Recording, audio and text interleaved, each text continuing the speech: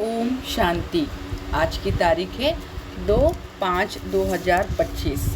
सुनते हैं बाबा के मधुर मीठे महावाक्य।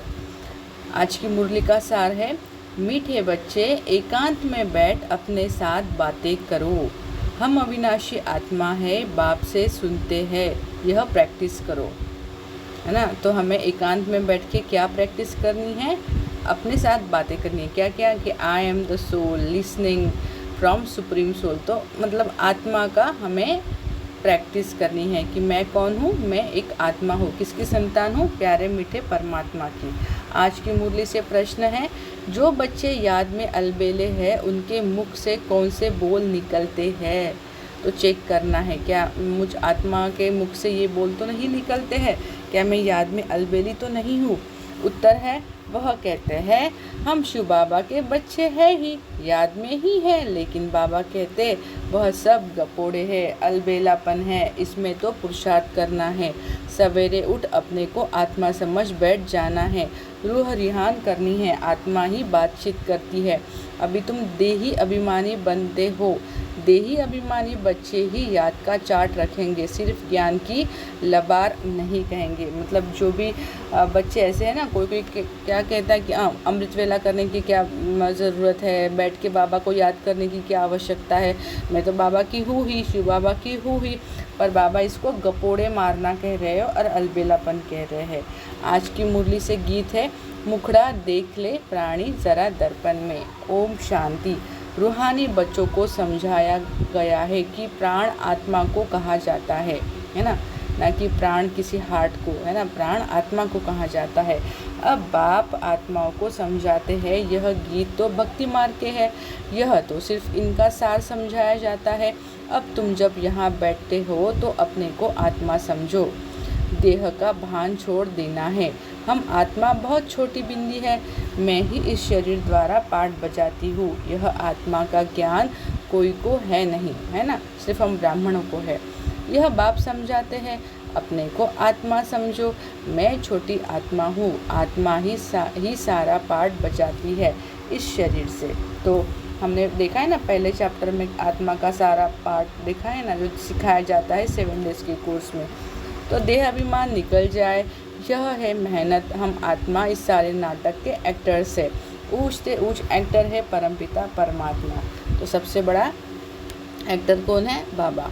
बुद्धि में रहता है, वह भी इतनी छोटी बिंदी है, माना शिव बाबा। उनकी महिमा कितनी भारी है, ज्ञान का सागर, सुख का सागर है, परंतु है छोटी बिंदी। हम आत्मा भी छोटी बिंदी है, आत्मा को सिवाय दिव्य दृष्टि के देख नहीं सकते। यह नई नई बातें अभी तुम सुन रहे हो, दुनिया क्या जाने तुम्हारे में भी थोड़े हैं जो यथार्थ रीति समझते हैं और बुद्धि में रहता है कि हम आत्मा छोटी बिंदी है। हमारा बाप इस ड्रामा में मुख्य एक्टर है। तो बाबा हमें यहाँ समझाने दे रहे कि बच्चे कि कौन आत्मा को देख सकता है और कौन है यथार्थ ज्ञान हमें कौन दे सकता है? सिर्फ हमारे बाबा, है ना, जो कि एक मुख्य एक्टर है। ऊँचते ऊँच एक्टर बाप है। फिर फलाने आते हैं, तुम जानते हो बाप ज्ञान का सागर है, परंतु शरीर बिगड़ तो ज्ञान सुना ना सके, शरीर द्वारा ही बोल सकते हैं, अशरीरी होने से ऑर्गन्स अलग हो जाते हैं। तो बाबा क्या बोलते हैं कि मैं तो एक बिंदी हूँ, मुझे थोड़ी कोई ये है शरीर है, मैं तो ब्रह्मा का तन लेके आता हूँ और आप लोगों को ज्ञान दिखाता हूँ। और बाबा यहाँ अशरीरी होने से क्या मतलब अशरीरी का मीनिंग बता रहे, किससे ऑर्गन्स अलग हो जाते, मतलब ये शरीर अलग और आत्मा अलग। मैं अशरीरी मतलब बिना शरीर की हूँ। तो भक्ति मार्ग में तो देहधारियों का ही सिमरन करते, परमपिता परमात्मा के नाम रूप देश काल को ही नहीं जानते, बस कह देते हैं परमात्मा नाम रूप से न्यारा है। तो यहाँ तो भक्ति मार्ग में जो जिस धर्म का है वो उसे क्या कहता है? परमात्मा कहता है। कोई हरे रामा वाले होंगे तो श्री कृष्ण को परमात्मा कह देंगे, स्वामी नारायण वाले होंगे तो वो उनको कह देंगे परमात्मा। तो हर धर्म क्या कहता है कि ये जो जिस धर्म का है तो उनको वो श्रेष्ठ जो आत्मा है उनको परमात्मा कह देते थे, पर ये सच है कि नहीं है? तो बाप समझाते हैं, ड्रामा अनुसार तुम जो नंबर 1 सतो प्रधान थे, तुमको ही फिर सतो प्रधान बनना है। तमो प्रधान से सतो प्रधान बनने के लिए तुम्हें फिर यह अवस्था मजबूत रखनी है कि हम आत्मा है, आत्मा इस शरीर द्वारा बात करती है, उनमें ज्ञान है। यह ज्ञान और कोई की बुद्धि में नहीं है कि हमारी आत्मा में 84 जन्मों का पाठ अविनाशी नुंदा है। यह बहुत नई नई पॉइंट्स है। एकांत में बैठकर अपने साथ ऐसी ऐसी बातें करनी है ना। तो सेल्फ टॉक करना है। हम आत्मा हूँ, बाप से सुन रहा हूँ, धारणा मुझ आत्मा में होती है, मुझ आत्मा में ही पाठ भरा हुआ है, मैं आत्मा अविनाशी हूँ। तो बाबा ने ये आज अभी बताया कि बच्चे अपने आप से बातें करो कि मैं कौन हूँ, मैं आत्मा हूँ। किससे सुन रही हूँ? बाबा से सुन रही हूँ। धारणा मुझ आत्मा में होती है, ना कि शरीर में, और मुझ आत्मा में ही पूरा 84 जन्मों का पाठ भरा हुआ है, और मैं आत्मा अजर अमर अविनाशी हूँ। यह अंदर घोटना चाहिए। हमको तमो प्रधान से सतो प्रधान बनना है। देह अभिमानी मनुष्यों को आत्मा का भी ज्ञान नहीं है। कितनी बड़ी बड़ी किताबें अपने पास रखते हैं, अहंकार कितना है। यह है ही तमो प्रधान दुनिया।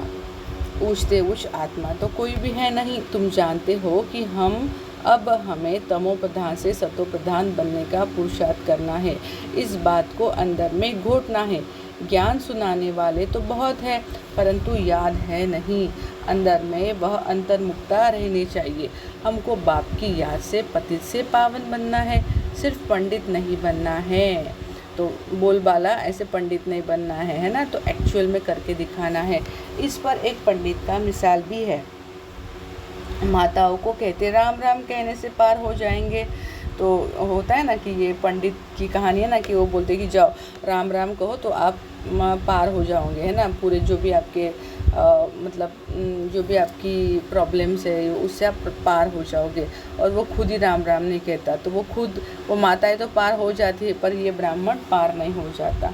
तो ऐसे लबाड़ी नहीं बनना है। ऐसे बहुत है समझाते, बहुत अच्छा है, परंतु योग है नहीं। सारा दिन देह अभिमान में रहते हैं। नहीं तो बाबा को चार्ट भेजना चाहिए। हम इस समय उठता हूँ, इतना याद करता हूँ, कुछ समाचार नहीं देते। ज्ञान की बहुत लबाड़ गप मारते हैं। तो बोलते हैं ना कि ये बहुत गपोड़े मारता है, तो ऐसे बाबा बोलते हैं कि बहुत लबाड़ है, गप मारते हैं। योग है नहीं। भल बड़ों को ज्ञान देते हैं, परंतु योग में कच्चे हैं। सवेरे उठ बाप को याद करना है। बाबा आप कितने मोस्ट बिलिवेटेड हो, कैसा यह विचित्र ड्रामा बना हुआ है। तो ये बाबा रूह रिहान बता रहे हैं कि बच्चे अमृत वेले बैठ के ये वाली रूह रिहान मेरे साथ करो कि बाबा आप कितने मोस्ट बिलिवेटेड हो, कैसा यह विचित्र ड्रामा बना हुआ है। कोई भी यह राज नहीं जानते, न आत्मा को न परमात्मा को जानते हैं। इस समय मनुष्य जानवर से भी बदतर है। हम भी ऐसे थे, है ना।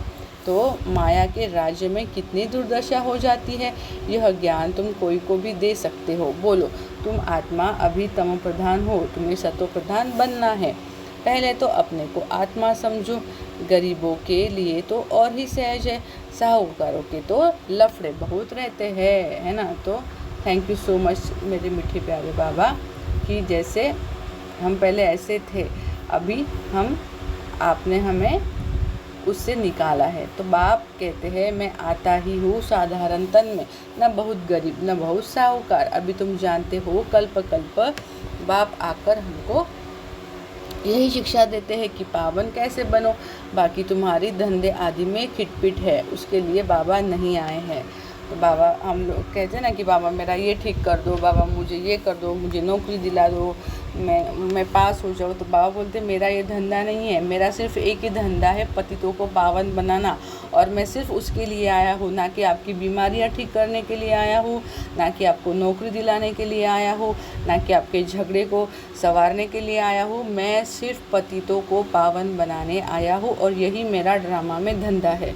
तो बाबा क्लियर बोल दे रहे हैं मुरली में, मुझसे अभी कुछ बोलना नहीं।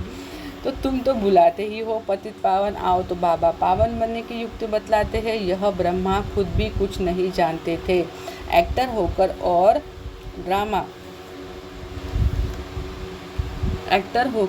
ड्रामा के आदि मध्य अंत को न जाने तो उन्हें क्या कहेंगे। हम आत्मा इस सृष्टि चक्र में एक्टर है, यह भी कोई जानते नहीं। बल कह देते हैं आत्मा मूल वतन में निवास करती है, परंतु अनुभव से नहीं कहते। तुम तो अभी प्रैक्टिकल में जानते हो, हम आत्मा मूल वतन के रहवासी है, हम आत्मा अविनाशी है। यह तो बुद्धि में याद रहना चाहिए। बहुतों का योग बिल्कुल है नहीं। देह अभिमान के कारण फिर मिस्टेक्स भी बहुत होती है, तो हमें बातें समझनी है। मूल बात है ही देह अभिमानी बनना, यह फुरना रहना चाहिए। हमको सतो प्रधान बनना है। जिन बच्चों को सतो प्रधान बनने की तात लगन है, उनके मुख से कभी पत्थर नहीं निकलेंगे। कोई भूल हुई तो झट बाप को रिपोर्ट करेंगे, बाबा हमसे यह भूल हुई, क्षमा करना। छिपाएंगे नहीं, छिपाने से वह और ही वृद्धि को पाती है। तो अभी हमें ये बात याद रखनी है, कोई भी छोटी बड़ी भूल हो, सबसे पहले हमें बाबा को क्षमा याचना करनी है कि बाबा मुझे आत्मा से यह भूल हुई है, पर आप हमें ज़रूर ये दी देना कि आइंदा मैं ये भूल रिपीट ना करूँ। तो बाबा से हाथ जोड़कर क्षमा मांगनी चाहिए, है ना। जैसे भक्ति मार्ग में हम कैसे भगवान के आगे ऐसे हाथ जोड़ के करते थे ना, तो हमारे शिव बाबा हमारे वो भी पिता है ना, हमारे सद्गुरु है, तो उनके आगे झुककर अपनी क्षमा याचना करनी चाहिए। तो बाबा भोले भंडारी है, हमारी क्षमा, हमारी जो भी भूल है वो हमें ज़रूर क्षमा कर देंगे और हमें उससे ताकत देंगे लड़ने के लिए। तो ज़रूर ये करना चाहिए। तो बाबा हमसे यह भूल हुई, क्षमा करना। छिपाएंगे नहीं, छिपाने से वह और ही वृद्धि को पाती है। बाबा को समाचार देते रहो, बाबा लिख देंगे तुम्हारा योग ठीक नहीं। पावन बनने की ही मुख्य बात है। तुम बच्चों की बुद्धि में 84 जन्मों की कहानी है, जितना हो सके बस यही चिंता लगी रहे। सतो प्रधान बनना है, देह अभिमान को छोड़ देना है। तुम हो राज ऋषि, हठ योगी, कभी राजयोग सिखला ना सके। तो ये बात हमें याद रखनी है कि जो भी हठ योगी है वो कभी राजयोग नहीं सिखला सकते। कौन सिखला सकता है? The only one and one, हमारे शिव बाबा। राजयोग बाप ही सिखलाते हैं, ज्ञान भी बाप ही देते हैं। बाकी इस समय है तमो प्रधान भक्ति, ज्ञान सिर्फ बाप संगम पर ही आकर सुनाते हैं। बाप आए हैं तो भक्ति खत्म होनी है, यह दुनिया भी खत्म हो जानी है ना। महाकाल आए हुए हैं, कालों के काल महाकाल। तो यह दुनिया भी खत्म हो जानी है। ज्ञान और योग से सतयुग की स्थापना होती है। भक्ति चीज़ ही अलग है। मनुष्य फिर कह देते हैं दुख सुख यहाँ ही है। अभी तुम बच्चों पर बड़ी रिस्पॉन्सिबिलिटी है। ऑलवेज रिमेंबर, हमारे ऊपर विश्व कल्याण की जिम्मेवारी है। अपना कल्याण करने की युक्ति रचते रहो। यह भी समझाया है, पावन दुनिया है, शांति धाम और सुख धाम यह है। अशांति धाम, दुख धाम पहली मुख्य बात है योग की। योग नहीं है तो ज्ञान की लबार है। तो बाबा आज बार बार बोल रहे कि बच्चे योग योग योग को बढ़ाओ। सिर्फ पंडित मुहाफिज, आजकल तो रिद्धि सिद्धि भी बहुत निकली है, इनसे ज्ञान का कनेक्शन नहीं है। तो ये जो लोग करते हैं ना सारा जादू टोना, रिद्धि सिद्धि, बाबा बोलते कि ये आजकल बहुत निकला है। मनुष्य कितना झूठ में फंसे हुए हैं, पतित है। बाप खुद कहते हैं मैं पतित दुनिया, पतित शरीर में आता हूँ। पावन तो कोई यहाँ है ही नहीं।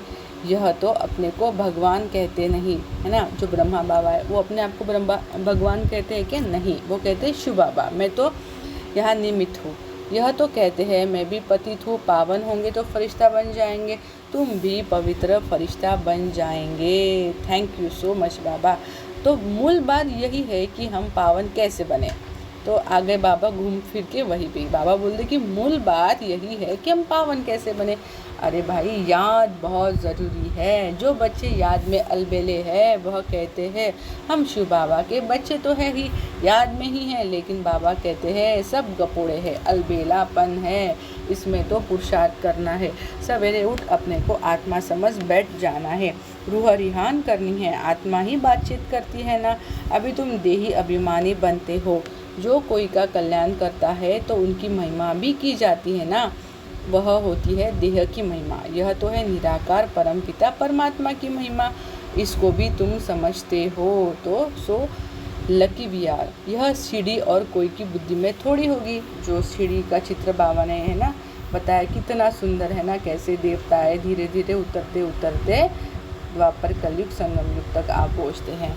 तो बाबा बोलते कि ये किसी की बुद्धि में थोड़ी होगी, वो तो सिर्फ हम ब्राह्मणों की बुद्धि में है।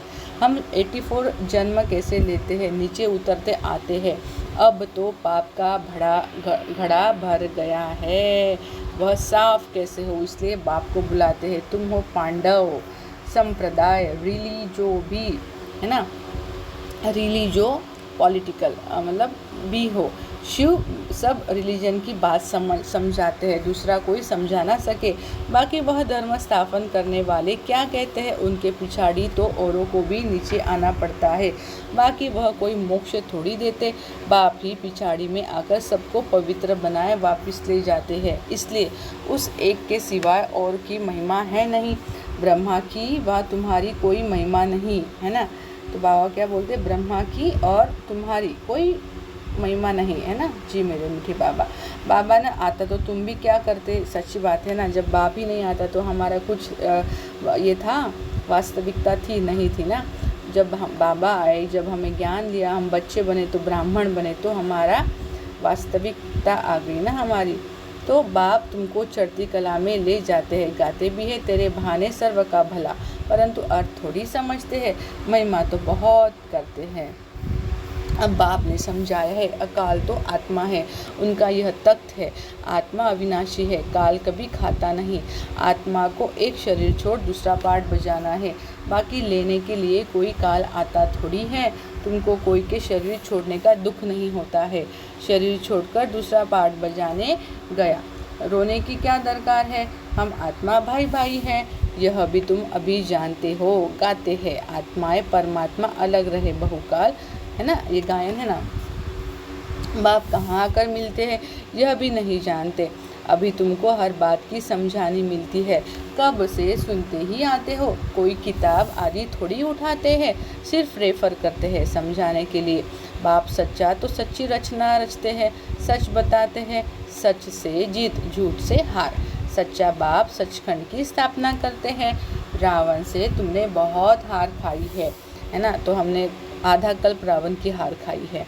यह सब खेल बना हुआ है, अभी तुम जानते हो हमारा राज्य स्थापन हो रहा है, फिर यह सब होंगे नहीं, है ना। तो ये सारी बाकी आत्माएं कहाँ चली जाएंगी, परमधाम मुक्ति धाम में वो रेस्ट करेंगी, और कुछ चुनी हुई आत्माएं ही सतयुग में आएंगी। यह तो सब पीछे आए हैं, यह सृष्टि चक्र बुद्धि में रखना कितना सहज है। जो पुरुषार्थी बच्चे हैं वो इसमें खुश नहीं होंगे कि हम ज्ञान तो बहुत अच्छा सुनाते हैं, साथ में योग और मैनर्स भी धारण करेंगे।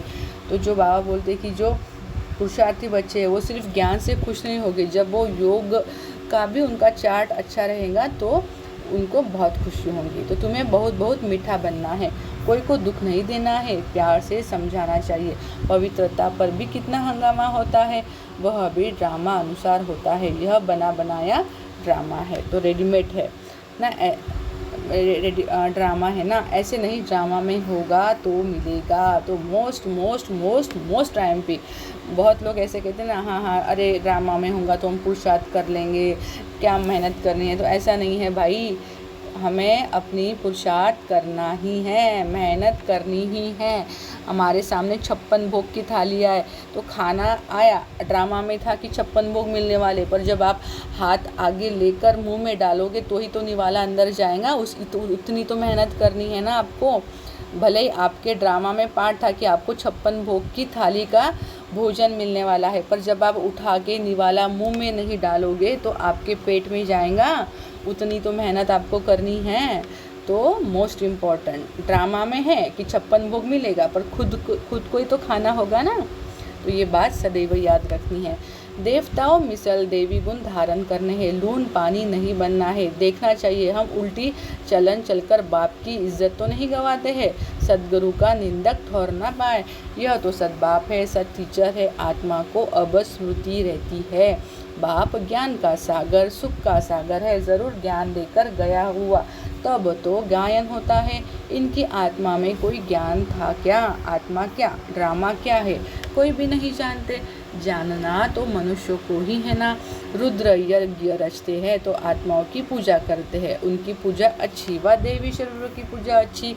तो पूछना चाहिए, यह शरीर तो 5 तत्वों का है, इसलिए एक शिव बाबा की पूजा ही अव्यभिचारी पूजा है।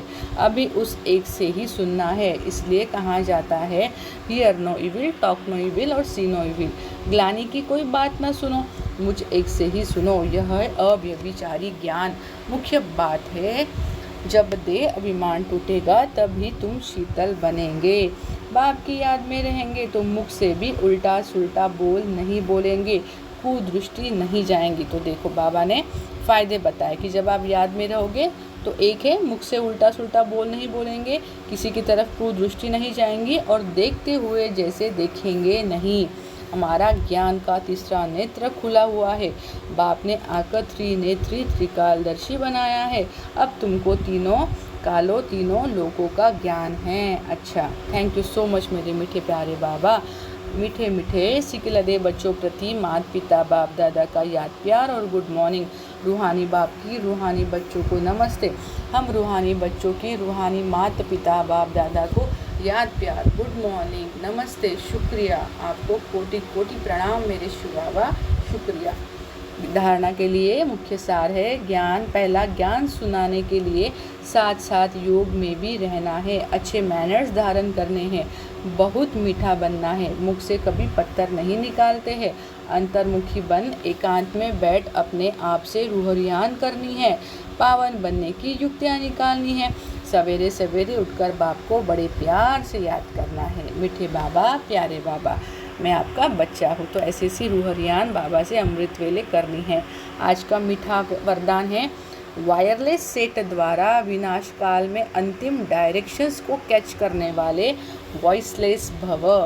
विस्तार है, विनाश के समय अंतिम डायरेक्शन को कैच करने के लिए वॉइसलेस बुद्धि चाहिए। जैसे वे लोग वायरलेस सेट द्वारा एक दूसरे तक आवाज़ पहुंचाते हैं, यहाँ है वॉइसलेस की वायरलेस। इस वायरलेस द्वारा आपको आवाज़ आएगा कि इस सेफ स्थान पर पहुँच जाओ। जो बच्चे बाप की याद में रहने वाले वॉइसलेस है, जिन्हें अशरीर बनने का अभ्यास है, वे विनाश में विनाश नहीं होंगे, लेकिन स्वेच्छा से शरीर छोड़ेंगे। तो पॉइंट टू बी नोटेड, हमें किस बात की अभी अभ्यास करना है? अशरीरी बनने का, यानी वॉइस से हमें व्यक्त से अव्यक्त में जाना है। क्योंकि जब हम वॉइसलेस बनेंगे तभी विनाश के समय बाबा हमें टचिंग देंगे कि बच्चे नहीं, यहाँ से उठ जाओ, उधर चले जाओ, ये सेफ़ नहीं है हमारे लिए। और हम जहाँ भी जाएंगे हम स्व इच्छा से हमारा शरीर छोड़ देंगे, ना कि जब अगर बहुत सारा पानी की बाढ़ आ रही तो हम बाढ़ में बहते जा रहे, ऐसे नहीं। बाबा हमें वहाँ से दूसरे सेफ जगह भेजेंगे, पर कब? जब हम वॉइसलेस की स्थिति में, साइलेंस की स्थिति में होंगे। क्योंकि जब हम साइलेंस में होंगे तो ही तो साइलेंस की आवाज़ सुन पाएंगे ना। तो इसलिए हमें अशरीरी बनने की प्रैक्टिस करनी है।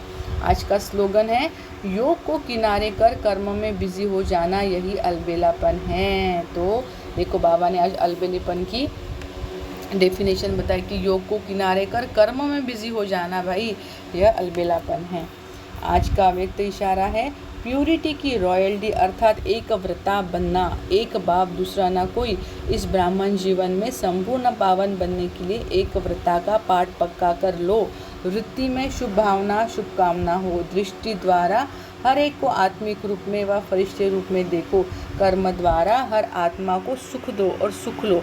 कोई दुख दे, गाली दे, इंसल्ट करे तो आप सहनशील देव बन जाओ। अच्छा, ओम शांति।